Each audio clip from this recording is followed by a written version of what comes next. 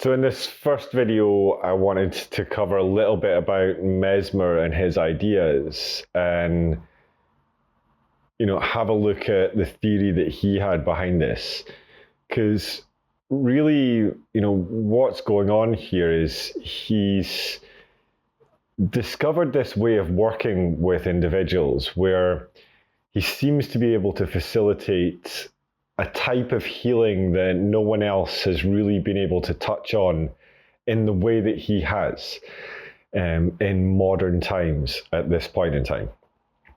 So if we actually look at this, this is the laying of hands. This is the type of healing that's been done in pretty much every civilization around the world, going back to the dawn of time. We can see elements of, what we now class as hypnosis and self-suggestion, auto-suggestion and things like that in the sleep temples in Egypt and Greece and places like that. But we can also see this in currents running through things like Reiki, energy healing, pranic healing,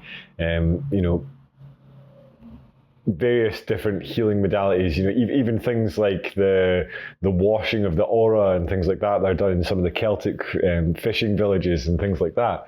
There's all sorts of interesting stories of faith healing, energy healing, laying on of hands and things like that throughout time.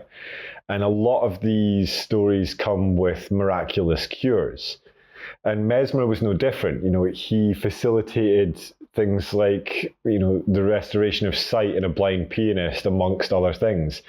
But there was various, if you look through the details of some of the cases that he worked with, there's all sorts of really interesting stuff going on there, from what appears to be clairvoyant type abilities all the way to, miraculous cures. And I want to show you that those miracles didn't stop, they just moved and shifted throughout time. But Mesmer himself believed that he'd discovered some new aspect of physics, this idea that there's a fluid, a vital fluid that can be manipulated by the operator. And his view was that this was a vital life force fluid, an animal fluid, anima, not beast, anima. A fluid, a vital fluid that permeates through the universe and is influenced by the tides of the stars and the planets, the same way the moon pulls an influence on the tides of Earth. And if we look at this model, his perspective was that of physics rather than psychology. So we have to put away the psychological frame for the moment and look at this through the ideas of this physical frame, because that's where Mesmer was coming from.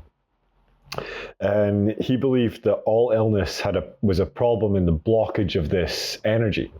We see this in other traditions, this idea of the blockage of the flow of chi or ki in certain traditions being one of the causes of illness. And, things like acupuncture and acupressure working to release those blockages. So completely different culture, very similar ideas in a different language set.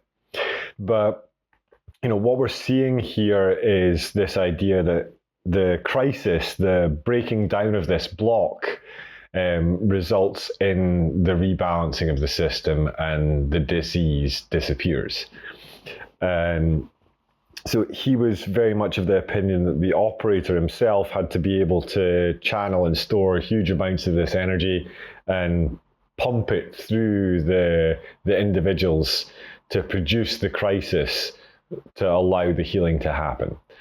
And, I'll pop his 27 propositions down below so you can have a look through, what his views were.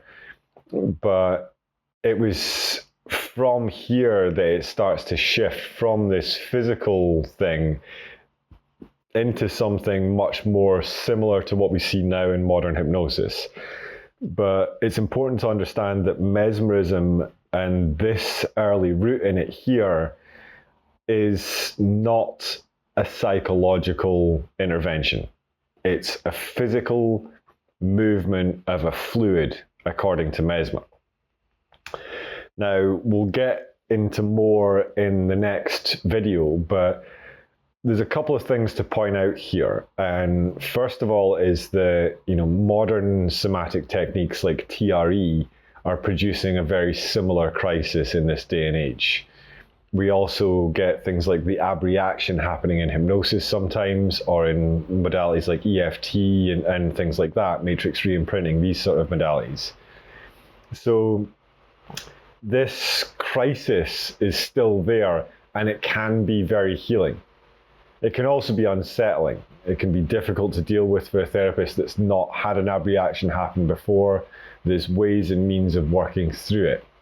It doesn't necessarily mean that you have to stop and hang up your hat and walk away from this client because you don't know what you're doing.